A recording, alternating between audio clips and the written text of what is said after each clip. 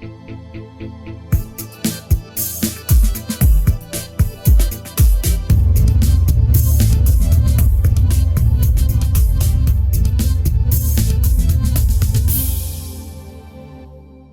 food processing industry is a multi-billion-dollar industry where raw ingredients are transformed into food for human consumption. Generally, it involves the processing of clean and harvested crops into marketable food product brands through the use of value additions, intelligent branding, and brilliant marketing strategy. The industry is highly vibrant in Nigeria, Africa, and the rest of the world because processed foods have become an integral part of almost every meal in most homes. On this episode, we journey to the factories of Motherland Foods Limited to engage with co-founder CEO Olufemi Olumide. Now, Mr. Olufemi Olumide, you're welcome to the program. Thank you very much. Now, I'm curious. I want to know, of all the things in the world, why popcorn? I mean, you could have done some other things as an entrepreneur. Very interesting question. So a few years back, my brother and I, who we happened to do a lot of business together, stumbled across this roadside popcorn that tasted amazingly well. I remember we had traveled to Oyo, and on our trip back, we kept on talking about that amazing experience that we had. And we said to ourselves, what if we were able to replicate this same taste and experience that we had? And right there we started putting our notes together. A few years after, I would say maybe 3 years after, we started bringing the whole concept of giving an amazing experience, through popcorn. So you had an experience. Yes. And in your mind, this experience should be shared with some other people. Absolutely. And that's how this entrepreneurial venture came about. Yes. I reckon that between the time you stumbled on that idea on your way back from Oyo, after you tasted that roadside popcorn, and the time you launched, a number of activities will have taken place. Absolutely. Tell us what the journey was like. I believe that in between the time we tasted that amazing popcorn and the time that we eventually kicked off was about 5 years. Wow. At the time we had tasted it, we didn't have money to start, but we knew that it was an amazing concept, so we wrote it down. I still remember seeing it just some days ago in my idea book. I have a book called an idea book where I get to write down anything that goes through my mind, and like a journal. Like a journal, yes. Wow. So I wrote it down there, and we kept on talking it over the years. One day, we had a discussion, and we're like, okay, maybe we should start now. At least now we have some money. Yes, and I remember that we did a rough estimate, and the total investment at that time was 120,000. 400. 120,000 to start. And so we brought the 120,000 naira together, and we bought the first popcorn machine, and we set up in a restaurant, and that's how everything started. Wow. Now, you paid attention to thinking time. Yeah. You didn't have the money, but that does not discourage you. No. And you recognize that it is not when the venture physically starts. True. That it actually starts. So you allowed yourself to go into the intellectual aspect of it. True. Interesting. Now, there are many legs to the chain, because what you have done is just to add value to maize. Sure. I mean, roasted corn are sold on the roadside every day. Absolutely. Boiled corn sold everywhere. Absolutely. But you added value to maize. The process of achieving that will require production, I see a lot of effort about branding. Yeah. You brought modern business techniques into it. Yeah. Tell us what the journey was like. We've always had a very high sense of brand taste. We had done different businesses, helped different people bring life to their products and brands. So doing this for us, we said we couldn't do anything less than being perfect. So for example, we said if we're going to be giving an amazing experience, a world-class experience, it must taste world-class, it must look world-class, it must feel world-class. And that's where everything started. Taste, look, and feel. Yes, taste, look, and feel. So you recognized early on that your branding efforts must take cognizance of the visual senses, the olfactory senses, yes, as well as maybe the nasal senses. Yes, right. Absolutely. So we wanted anybody who had an experience, which we always call it, an experience with our products, to say, no, this is different, right? So we went ahead, to look for the best place we could do the production of the nylon packs. Interest. So we'll still talk about the branding process later. Okay. I just wanted to know the kind of activities that you embarked upon. For example, production. Yeah. You needed to have a different experience. Yeah. How did you go about getting the recipe right? So after many years of still having to close your eyes and remember the experience that we had with that first popcorn taste, we said to ourselves, we need to keep practicing this until we taste it and say, okay, this is what we tasted 5 years ago. So we kept on practicing, and I remember we called a few people together.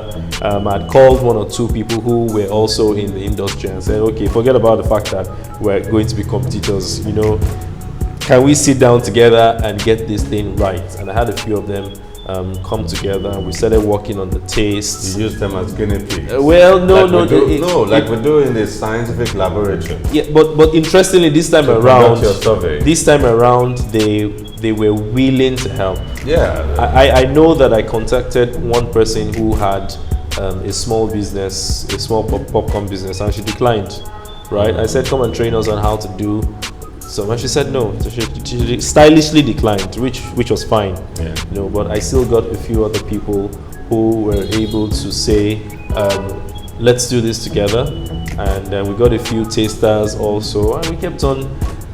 It took days. We kept on experimenting. You must have wasted maize. Of course, we wasted. We got it burnt, especially when Tony and I, my brother, were trying it by ourselves. We wanted to be a part of the process. We didn't want anybody to start it for us. We wanted to be the ones who started it.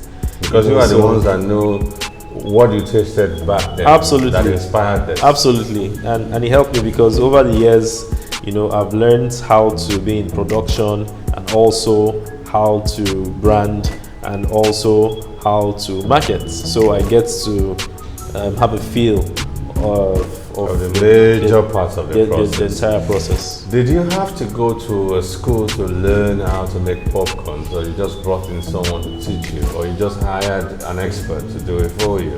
Yeah, well, I think that we never went anywhere to learn. It's just now that I'm seeing School of Popcorn in the US, and I'm like, oh, is there anything like that? And it's just now that I'm seeing that there's a formal sort of education for learning how to make popcorn, right? But no, we got people who were willing to share their experiences, and then we launched out. Now, still talking about your business model, how would you describe it to maybe an investor, for instance? Okay. The revenue streams, the model itself. Is it a wholesale business or retail, or you just service parties and events and whatever? So when we first kicked off, I would say the model has changed over a period of time. Oh. When we first kicked off, we kicked off with making live pops in the restaurant, and so customers will come to buy from there, and we will give all sorts existing restaurants. Yes, so we kicked off with one. Okay. Yes, we kicked off with one. You just take a space. Yes, we had a space in the restaurant, and we had different flavors, and it was amazing, But one day, we sat down and we said, no, we can't scale up this way. Well, in the best of our knowledge at that time, we said we can't scale up this way. Why don't we create a product that can go into 1 million homes?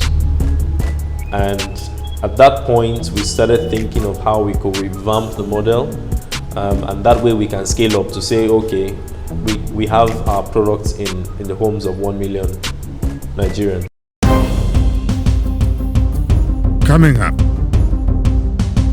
I assume that when you're coming up with the price for the product, you would have a strategy in place. Yeah. You should be willing to share that with us. That's not about marketing.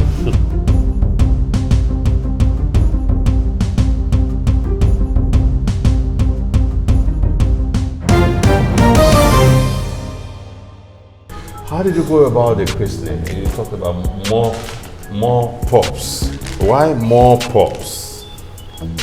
So and I always use we because there are two founders, my brother and I. We wanted everyone to ask for more. We wanted to create a product. So there's a trick.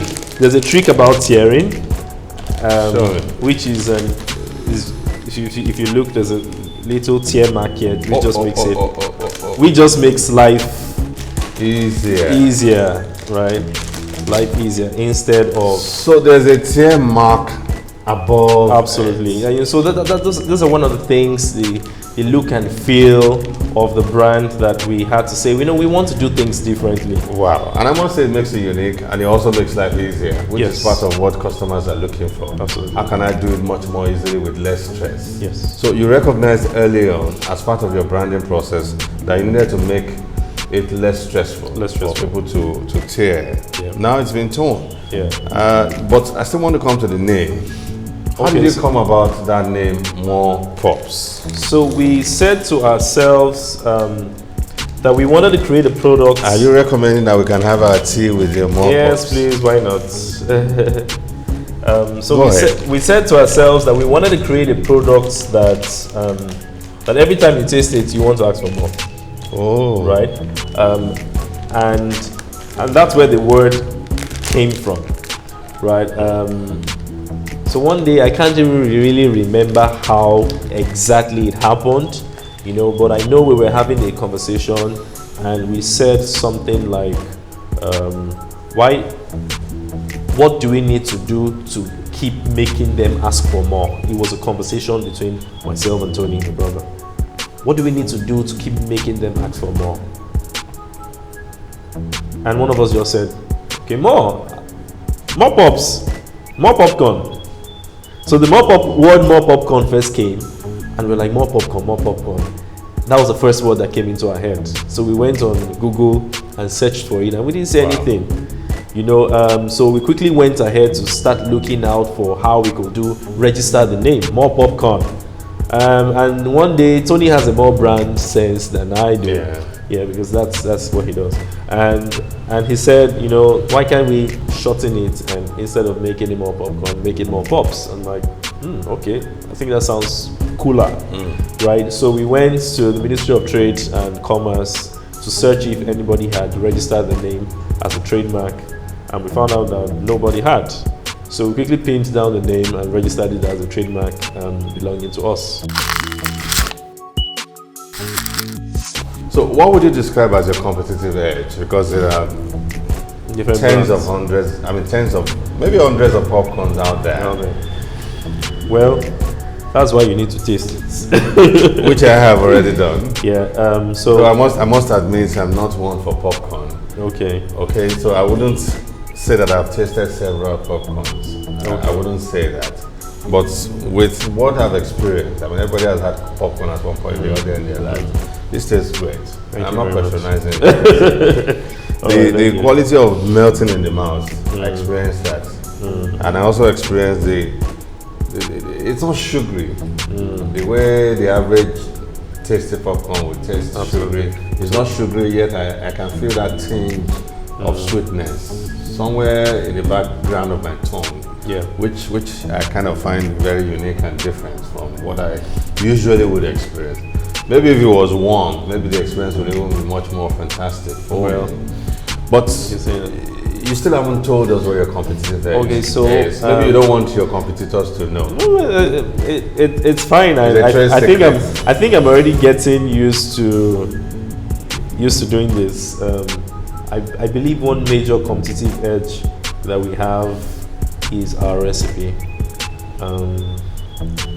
No matter how much I tell you, I can't tell you the recipe, right? But yeah, but if you just tell me, that would be a blind hogwash. Some would say, if you just our recipe is fantastic. Our recipe is fantastic. What else would you say? And it's not. It can be easily duplicated because before we got into the market, we spent about 6 months trying to get the recipe right, even after we were ready to launch. You have said so many things without answering the question.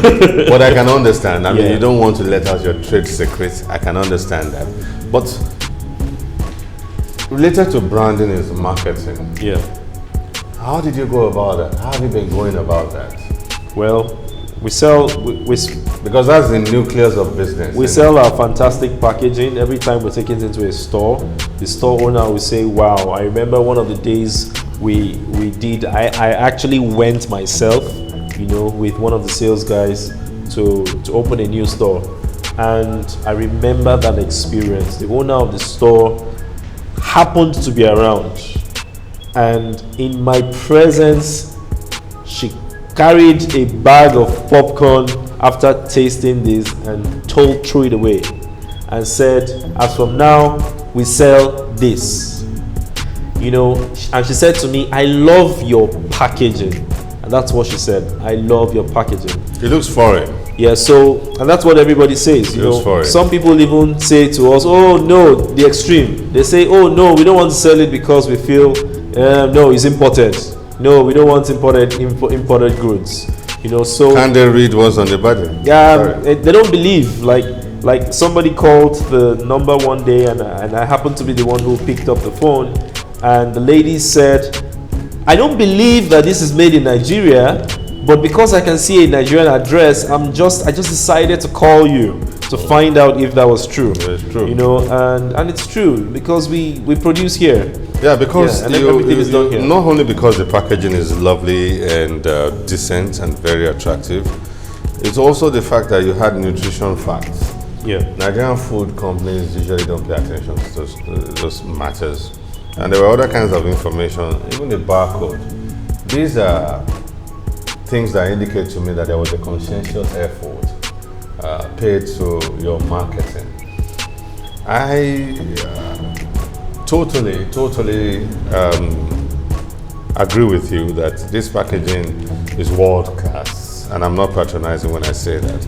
But I want to reckon that there are other things you did in terms of your marketing strategy.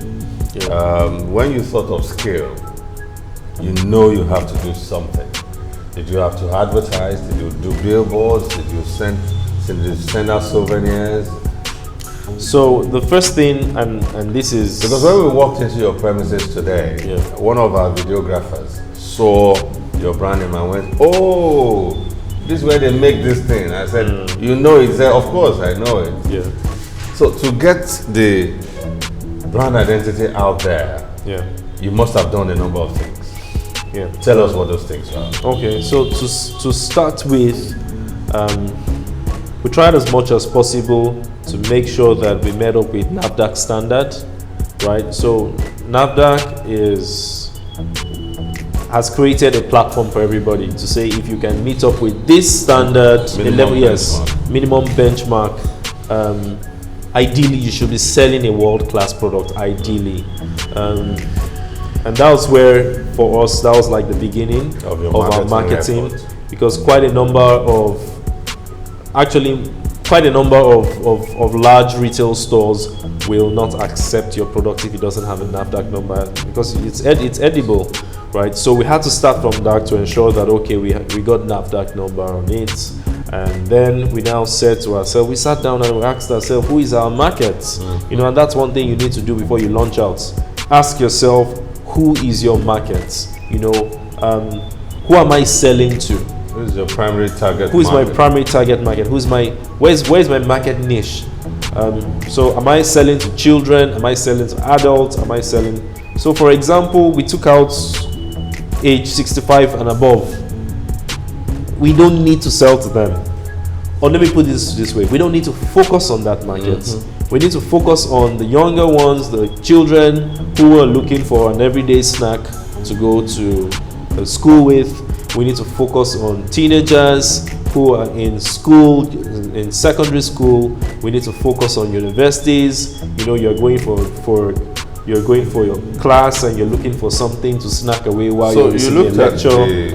You looked at the demographics Absolutely. in the society, and you identified and defined a core demographic group that you will market to.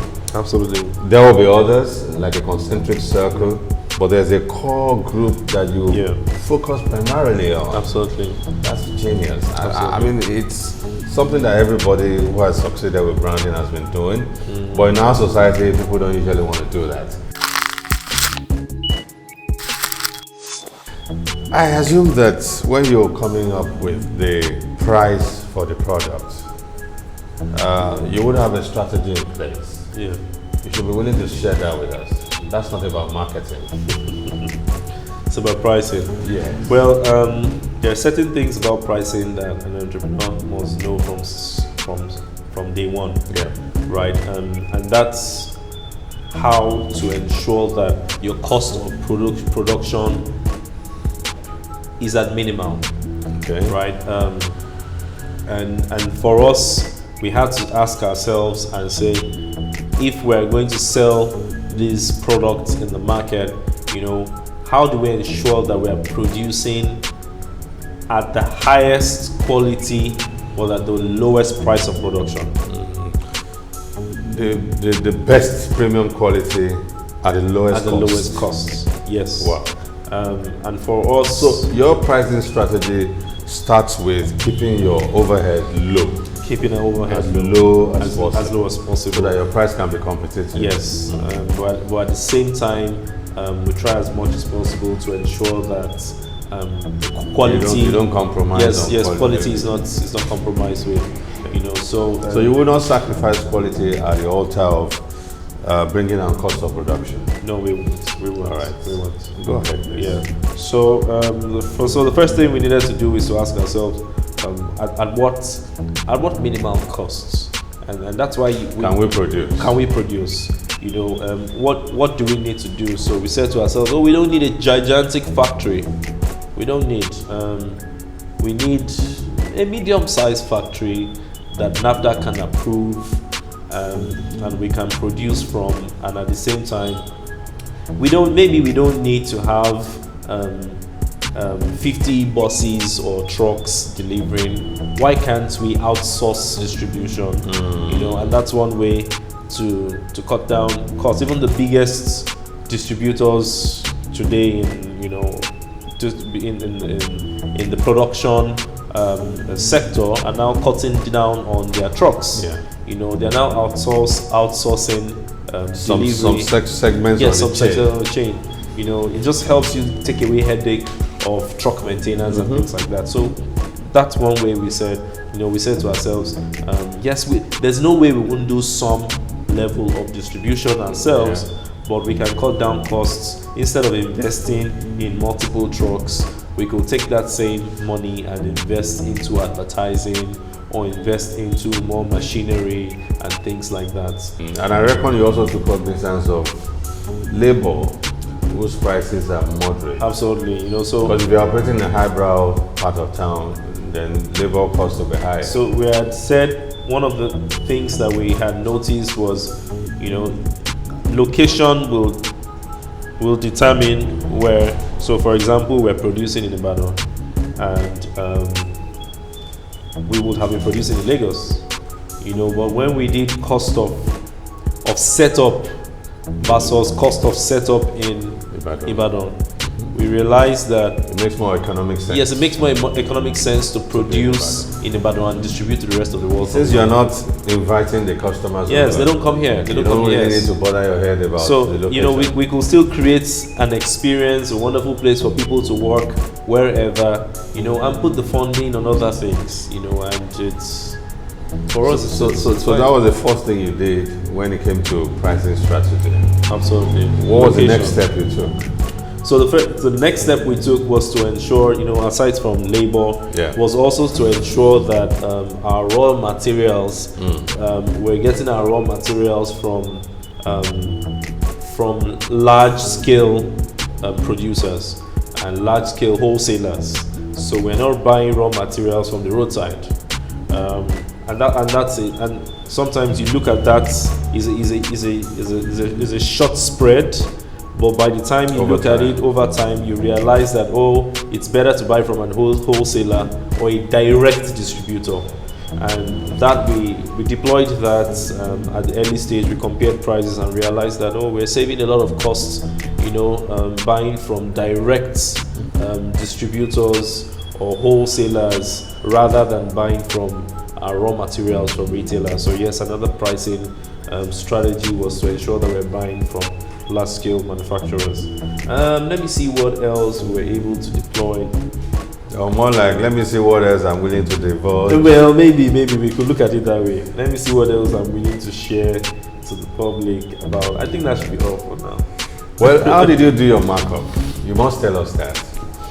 Yes, you've been able to manage your production costs to the minimum without sacrificing on quality. Yeah. How did you come about percentages as to what markup will come on top of the production cost? You must be willing to share that with us. Well, there's industry standard, right? So distributors have a certain percentage, take out a certain percentage from the total figure of the product. So there's cost of production, there's cost of distribution. The middleman. Yes, cost of distribution, and then there's profits. So you do your markup after you factored in. After we've factored in cost of production, after we've Perhaps factored in cost of storage, production and distribution. So cost of production is kind of the entirety of what we're looking at. So our cost of production also includes running on gen and warehousing. For our cost of distribution, because our cost of distribution is the cost involved is borne by the distributors. Yeah. They just tell us, give us X number. X naira. Give us this figure. We add that, and then the rest is what we call profits. Coming up. Business is about selling. Absolutely. Every other thing is ancillary. It's very important for us to know how you are able to keep your customers going, because there are varied products in the market. Absolutely. Popcorn. Yeah. How do you retain your customers?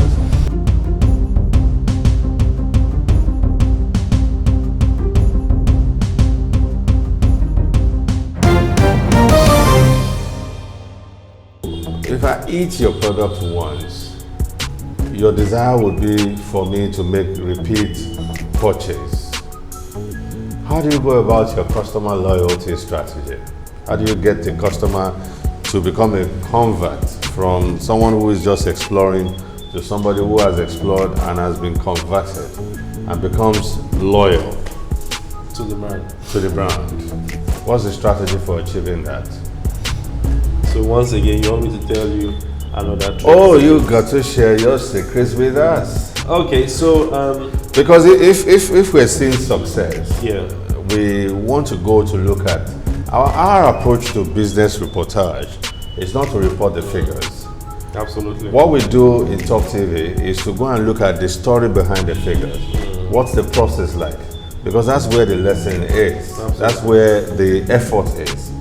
Other business channels report figures, but we report the process, the story, the history behind the figures. Okay. So you've got to be willing to share with us. Okay. So what's the question again?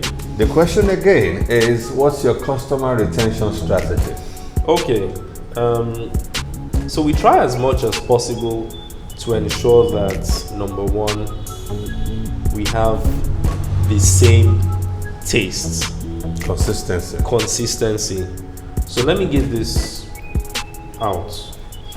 So one day we get a call on our customer service line, and a customer says to us, I used to buy your product before, but I stopped, and I tasted when I tasted a competitor's products, I felt I loved the competitor's products. Now this is a very honest review, and we're like, thank you very much. And she said to us, but 2 months after, I decided to taste your product and taste your competitor's products, and I realized your taste has been exactly the same way it was 2 months ago. Okay. She said to us that I tasted your competitor's products and I found out that it was worse than what I tasted 2 months ago. She said, for that reason, I'm coming back to your product and I'm going to keep on buying this product for my children. I said, thank you very much, man. That alone sells itself. Consistency. Stay true to your recipe. Don't try to get into the mix of, oh, this is how everybody is doing it, or this is the direction everybody is going, or when you try to cut costs, you start changing your recipe, and then people start noticing it. So that's even if it will mean you lose some customers, remain consistent. Yes, remain consistent. As long as you know that you have a fantastic product in the market. The second thing we do, besides consistency of the product, is we once in a while we have promos, right? We have promos that can ensure that they come back. So I remember some time ago we had done a promo where you get to you buy 1 pack, or rather buy 3 packs, and then you could get maybe an extra one or something like that. Those kind of promotions are things that customers look up to, and make them want to continue to get your products. And for us that's it. As long as we can keep on bringing a smile on your face. We had something very interesting a while back, where we did a surprise visit to a client's birthday party, for example, with our products. And they had sent us a letter, a note to say they would like us to our products to be supplied to them. But we said, let's think about it. And we started to just show up and surprise them, and everybody was like, wow, and everybody had a free pack that day. And guess what? They will talk about it because they will post it on their social media timelines, and then you get people talking about your brand. And from that, of course, we still got a few more people afterwards saying, please come to my party, please come to my party. Right. We can't be everywhere. So that became a revenue stream for you as well. Yes, absolutely. So you service events now, social events. Yes, so that's another line of the business, and that's how these cups. Yeah, we're going to talk about this later. I don't want you to duck away from that customer retention strategy. Yeah, you need to tell us about it. Okay. Because business is about selling. Absolutely. Every other thing is ancillary. It's very important for us to know how you are able to keep your customers going, because there are varied products in the market. Popcorn. Yeah. How do you retain your customers? You've talked about consistency. You've talked about relationship marketing. I mean, setting up people, giving them promos, free tasting, and what have you. What other things do you do? Because we're interested in this. Okay, so presently, what else do we do? Presently we try as much as possible to make sure that this is still in pipeline. So I won't go a lot into details, but we're coming up with competitions where, and we've done that already. We came up with competitions where, for example, we called it the tier challenge. Yeah. When you started, you were trying to open it the regular way. Yeah. So we came up with something called the tier challenge. That would just bring a smile to somebody's face. Right? Send us a video where you were struggling to open it, and it just created some more engagement, conversation. So we did that. I remember we did that also in the first year. We haven't done this since then, but I know that it created a lot of buzz and it created a lot of engagement. And we got a few people send us videos and all of that. And we hope to still continue doing things like that as we go on. As you evolve. Yes. And the other things that you refuse to tell us on camera, I will get them out of you when the cameras go down. Absolutely. I want to know you've been telling about your selling strategy, which brings me to the next question, your revenue streams. We know that, do you still have your machines installed in restaurants? And so we put an end to that model because we have learned to stay focused on what works for us, and more like distribution. Yes, so we know right now that we're into production, packaging, and retailing and distribution. Yes, so basically that's what I focus on right now. We don't build. Recently we got talking about it again, and we said maybe it would be a good idea for us to go back into restaurants. But for now, I don't think we want to go into. You rather package, brand, and distribute. Yes, because there's so much more we want to do with this. But you were talking some few minutes ago about servicing events like birthday parties, weddings, and other social events. I reckon that's what these cups were produced for, because I've seen, so this is branded, but I've seen Jumoke and Tayo. It's a wedding, I assume. Mm-hmm. I've seen 90th celebration, probably birthday, anniversary, and what have you. So that's what these cups are meant for. So you can brand cups for people. We came up with this when we realized that the parties and birthdays were calling us and were saying to us, can you produce this live? First things first, they said to us, can you supply us packs in our parties? And then we found out that they were not really satisfied with that. They were looking at something that we could do live. So we came up with the live, and in fact, I would say that we first tried it. I remember in the first 2-3 months when we started, when we kicked off, we tried going to a few live places to make popcorn and branded the packs and things like that, but we shut the model down because once again we were not ready. A few years after, we kicked it off again, and it has become the big thing, right? So we're at parties. So the way we invite musicians to play at our parties, absolutely, we can invite you. The way you get a caterer to make rice and chicken. Yeah, or you have the fruit corner. Oh, we have the fruit corner. Yes, you also have the popcorn corner.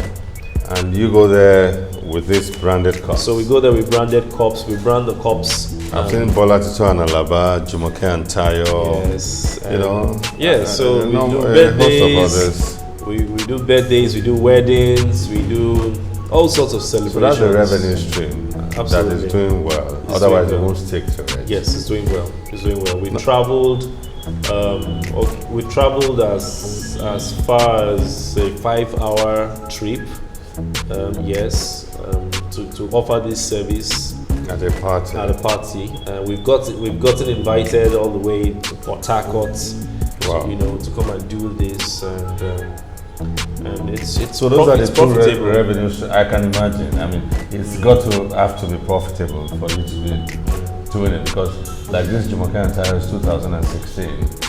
The other one here is also 2016, Ayodele and Akinwale. The 90th birthday celebration is 2017. So you've been doing something for 2-3 years. Yes. It's got to be profitable for you to keep doing it.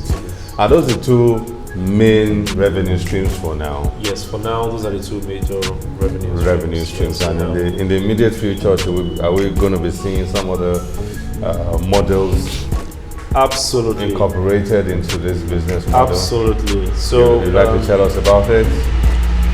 Or as usual, you would be secretive about it? No, I'll share it. I don't have a problem, because most of these things we've trademarked them already. Okay. So for example, we have other flavors coming out. Okay. Yeah, so right now we do butter flavor. Yeah.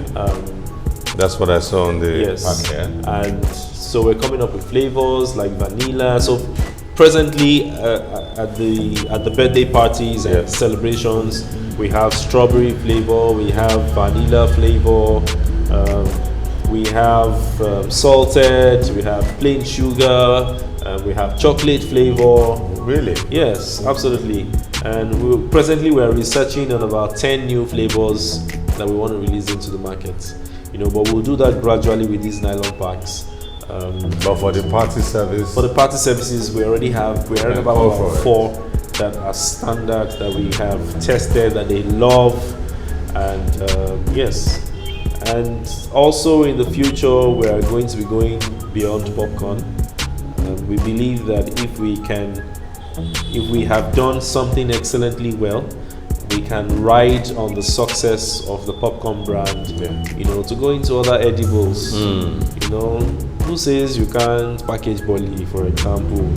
Who says you can't package some other things out there, edibles, or roasted corn, you never can tell. So we're going to be I'm already salivating. We're going to be looking at some of these fast-moving consumer goods and see how we can bring that touch of class and innovation into it. Yes. Coming up, you will have family and friends, old schoolmates, giving you a call once in a while. Let me send us popcorns now. How can you be dealing? Not send us popcorn, send us money. Oh. Yeah. How do you handle that?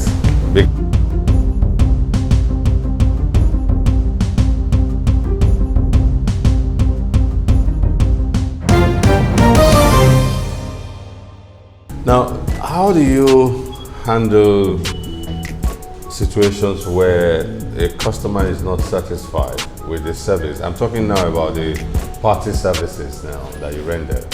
Have you ever had it? Couldn't have been all a bed of roses. Yeah, so for example, we go for a party and the celebrant pays for, say, 600 cups, because we don't go there and collect money. Before we show up at your event, you paid ahead of time. You have booked. Yes, you've booked already to say this party 600 cups, this party 500 cups. So we go for this party, the celebrant has paid 600 cups already, and then halfway the party is gone. It's gone. And then the celebrant comes to us and says, what is happening? There's no more popcorn. I'm like, your party people have finished it. And she says, how? Explain to me. And it's like, everybody keeps coming back and asking for more. And she's like, she doesn't understand. We're like, okay, because you need to taste it yourself. You haven't tasted it. You've been dancing and she says, okay, can we make some more for her?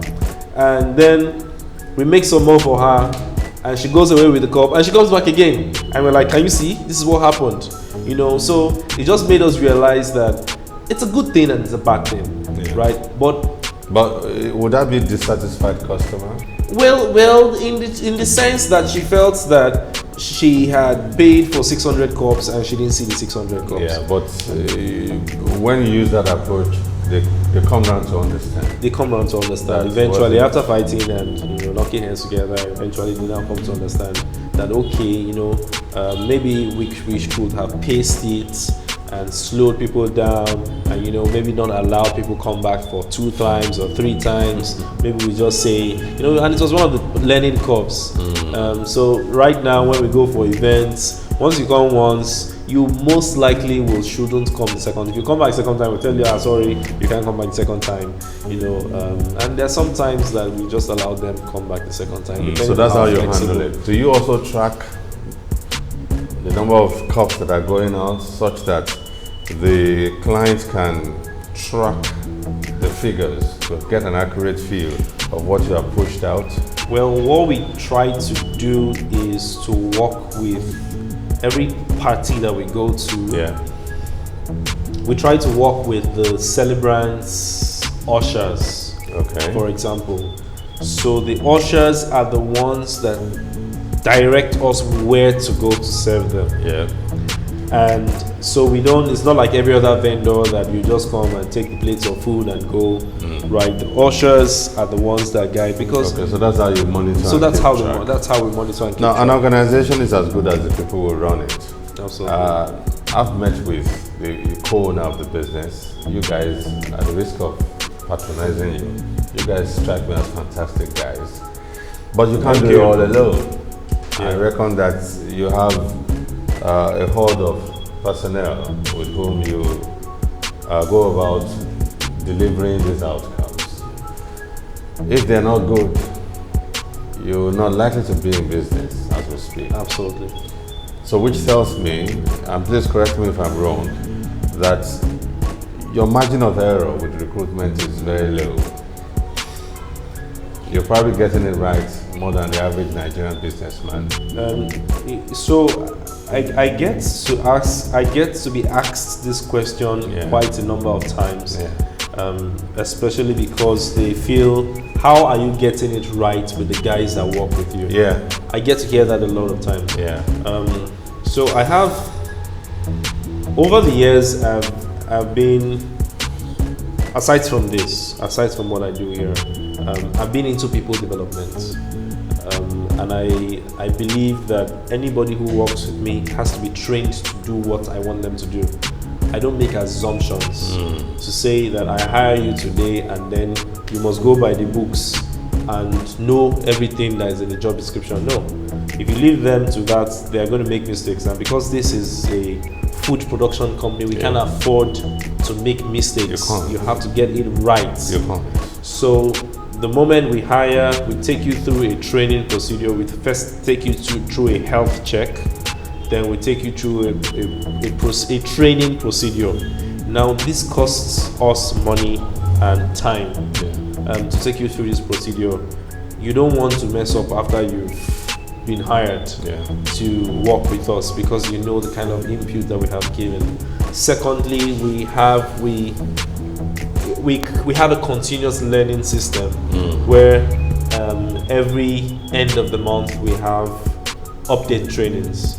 So we call them together and we train them on something new that they need to learn. We don't just leave them, hire them, and make assumptions that they will do fine. Right, so there's a continuous learning system. Is there a metric system by which you measure their responsiveness to the training efforts? Absolutely.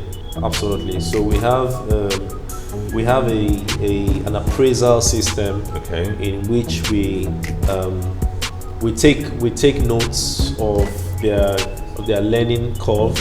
Yeah, of course, we've had people work with us and we had to show them the door and say, you know what, we can't work together any longer because you are not improving. You joined us 6 months ago, and 6 months after, we've tried every other thing we're trying on other people, but you won't just develop yourself. You know, so we've had to show some people the door, which is very typical in every organization. But most importantly, we make sure that we play our own part. You know, train them as much as possible, give them all the skills required, life skills, everyday production skills. We even take them through first aid training, take them through emergency fire hazard trainings, safety trainings, HSC, and many other trainings like that. So there's a lot of investment on them as individuals, and this helps to reduce the rate at which they jump from one organization to the other. Before I let you go, how do you handle, because I am assuming we are a relational society and it's good for us though. So you will have family and friends, old schoolmates, giving you a call once in a while. Femi, send us popcorns now. How can you be dealing Not just send us popcorn, send us money. Yeah. How do you handle that? Because it's important. You don't want to offend your relationships. At the same time, you want to preserve the well-being and wellness of your business. Yeah. Well, as a businessman, I've learned to make sure that you don't give what you cannot lose. So if you call me and say, "Oh, Femi, I need 100,000 naira," Loan. for example, Or gifts. gifts, or most of the time they even say, "No, just give me." And I will let you know what I can afford to do. If we have a relationship, I'll let you know this is what I can afford, right? I'm not a Santa Claus, Yeah. and I need to keep on reinvesting, or else The business will the not business suffer. yes, the business will die, right? And it's easier also because I know I have a co-founder and a business partner to say, okay, let me talk to him and let me see what we can come up with. And there are times, outright times, that you say no is no. I don't give out business money. I don't give out business money. You don't touch. I don't touch business money. I feel that funds for the business belongs to the business. It is seed capital. You are meant to keep planting and reinvesting. That's how global organizations are run. So you are firm with your no. Yes, I'm firm with my no when it has to do with business funds. So there are even times when the business has money and I as an individual will not have money. And I can't touch the business money because it does not belong to me. It belongs to the business. So when you call me and say, "Oh, I need so," I'm like, "Oh, me, I can give you from my own pockets, but I can't give from the business fund." So you're that disciplined. Absolutely. You draw a line between your personal funds and your business funds. Yes, and that's because What if you have an emergency, a personal emergency? Let me ask you the question: what if the business never existed? Would you live with your emergencies? I ask myself. So, if the So business, you turn the question around whenever you find yourself in a tight fix, because it does happen. yes, it does To happen, all of us, and it will always happen. and it will always happen. Yes. That's the reality of life. Yes. Modern economics is a cycle. Yes. And so when you get into that kind of conundrum, Yeah. the way you encourage yourself is to say, what if I don't have this business? Yes. What if the business never existed? I ask myself, if it never existed, wouldn't I look elsewhere? And that has helped me. Trust me, I have been beaten before, and that made me tougher. Wow. Yes. So when I first started doing business, I'll see myself, "Oh, let me borrow this amount. Oh, let me borrow this. I'll return it. Oh, let me borrow this." And one day I had an opportunity, and the opportunity passed because I didn't have the required funds. And I You said, have borrowed it for personal yes, use. and I said to myself, that is the last time ever that I will ever touch business funds for personal use. I have a Japanese friend who told me that most people in business focus on revenue. Yeah. And he says that's not the secret of business success. It's part of the secret, but it's not the primary secret. The primary secret of business success is what goes out. Keep the money as much as possible within. Don't let your spending, even if the revenue is flowing, don't let your spending go out easily. Keep the outflow of cash, keep it as tight as possible. And I thought that was quite deep. I never thought about it that way. I'd always thought as long as you market well. I mean, like the old Brazilian national teams approach to playing football. As many goals as we can score. We keep the end. the defense can be hollow, but we just need to keep our striking and attacking. So what I'm learning from you now is that your cash flow, your business funds belongs to your business, and on no account should you allow it to flow out into your personal areas or your relationship areas. Absolutely. I will not bother to ask you about the future vision of this business, because I know once again you're going to keep that tight. But having followed the business over the last few years, before we decided we needed to come in here and interact with the business, I have no doubt in my mind that the future is very bright. Mr. Olufemi Olumide, I want to thank you very much for coming to share your insights with us. Thank you very much. With Femi Badiola. It's been a pleasure. and it's been mentally enriching and emotionally stimulating speaking with you. Thank you very much. The future is so bright, and I have no doubt that I'll be buying you a sunshade on your next birthday. Thanks for coming. Thank you very much for having me here. And that will be it on this episode. Thank you so very much for being there with us. Until next time, it's bye for now.